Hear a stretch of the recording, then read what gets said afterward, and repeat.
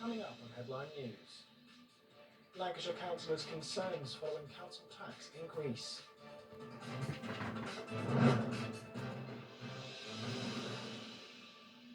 Hello, you're watching Headline News. I'm Ben Webster and a very warm welcome to the programme. A Lancashire County councillor has expressed concerns following the authority's agreement to increase council tax by 3.8%.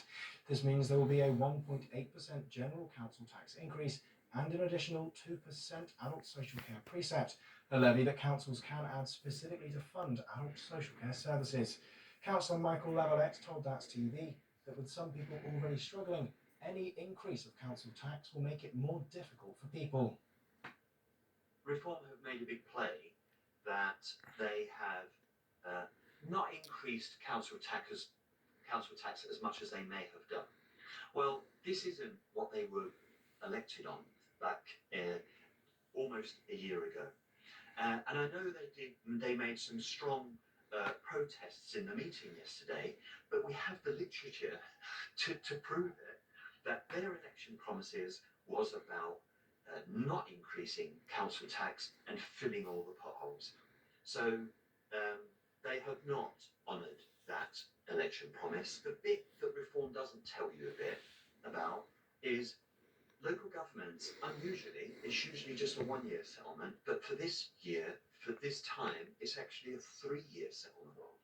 So whilst they talk about the 3.8% council tax for this financial year, 26 to 27, what they don't refer to is within their budget, they still have the maximum 4.99% for the years 27, 28, 28, 29. And they get a little bit upset when this is pointed out to them, but that is absolutely what their budget was based on. So I think it's a little bit of a false premise, and in order to get to that 3.8%, they have had to make savings across areas. That's TV have approached Reform UK Lancashire for their comments. We'll share them with you should they respond. Council leader Stephen Atkinson said, "This remains a very challenging time for local government with the need to make savings while demand increases. We are working hard to make sure the decisions we make are the right ones and people's council tax is used wisely, with any increase kept to a minimum. At a time when an increasing number of councils are effectively going bust, with around 1 in 4 in England requiring exceptional financial support, we're proposing the lowest council tax rise in Lancashire in 12 years. However, if the council had not made its bond investments, I am confident we would not now need to increase council tax by 1.8%. This proposed additional charge represents 85 pence per week for a Band A property and 99 pence per week for a Band B property." The Vice Principal for Higher Education and Frontier Economy at Blackpool and the Fylde College has shared an insight into a project to build a £65 million university campus. Peter Greenall told That's TV that the project aims to tackle education inequalities in Blackpool to provide more opportunities for future generations to come. So the multiversity is a real game changer for Blackpool and the Fylde Coast. For our students, it's going to open doors to higher education through new flexible pathways, things like accelerated degrees, modular learning, and degree and higher apprenticeships, which are all designed to fit in around work and life. The multiversity as a project is going to be a fantastic new building right in the heart of Blackpool town centre, and that will ensure that it benefits from all the wonderful transport links that we've got there, the train station, the trams, the bus networks, but also as a new building really raise the prominence of higher education in Blackpool and the local area. And that's where the whole project really comes to importance, really, because Blackpool as an area doesn't have the same qualification base as we see across other parts of the country.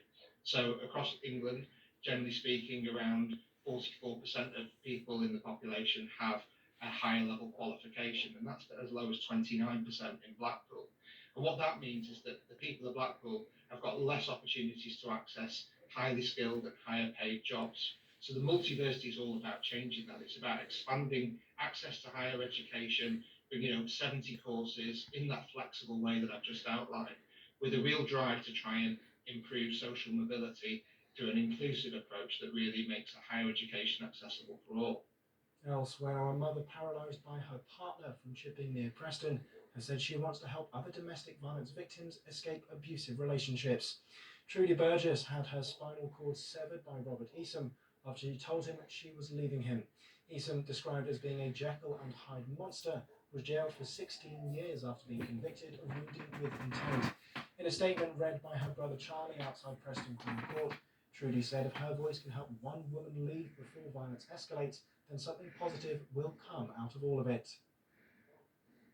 The leader of Blackpool Council has defended a controversial regeneration scheme that could see hundreds of homes demolished in the Revo area, insisting the project is essential to tackling the town's long-standing housing problems.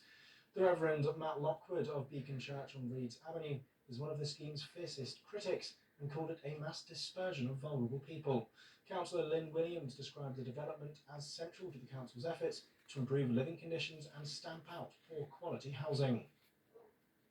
And now for a look at the local sport, where the Cods are looking to kick off March with a win on the road as they travel down to the Midlands on Tuesday the 3rd of March for a clash with Walsall.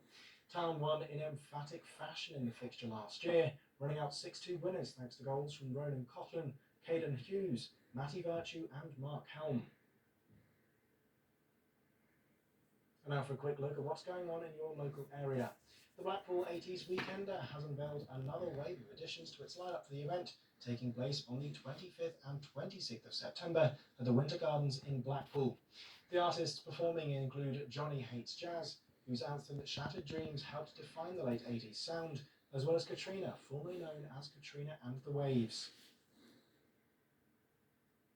Residents and visitors can look forward to a new monthly artisan market launching in St Anne's this spring, showcasing a range of Files independent makers, designers and food producers.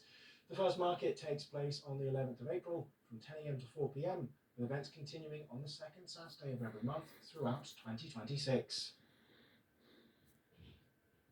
And we'd love to hear what you think, so please do get in touch with your views, or if you have a story of your own that you think should be on the show.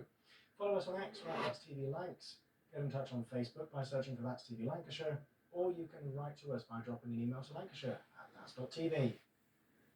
Some more sport now, and a member of the Trust for Morecambe Football Club has reflected on the club's performance this season following their 1-0 defeat to York City over the weekend. Communications lead at the Shrimps Trust, Joel Shooter, told That's TV he doesn't have a great deal of worry ahead of their next match against Wealdstone, but said it is unfortunate the club could get relegated.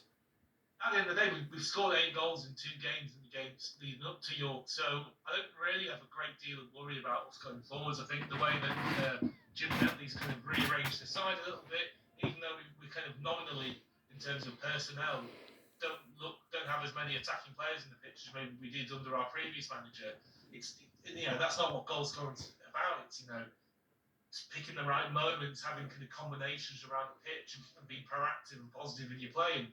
That's something we've been doing. So I think honestly, even though we lost at the weekend to York, look, we're playing the best side in the league, and I thought, as frustrating as it was to lose to them, they are a fantastic side. We did really well to defend against them the way that we did, and if we kind of reached that similar level of performance as we did against York, as we did the games prior, I think there's a really strong chance that we'll win games against most teams in the league this season. I think what's frustrating is, look, we're 9 points adrift. There's 11 games to go, something like that, or 12. There's a really strong chance we're going to get relegated. I back Jim to give it Jim and the players to give it a good go, but the situation we're in, it is very perilous. And should the worst come to the worst and we are relegated, I think what's annoying is it feels like a completely needless relegation. I understand that we had a tricky situation at the start of the season, but you look at some of the players that we've got in the squad and the investment that's been made in the squad. I think it's just such a waste. And that's your headline news. Coming up next on That's TV, it's your local weather.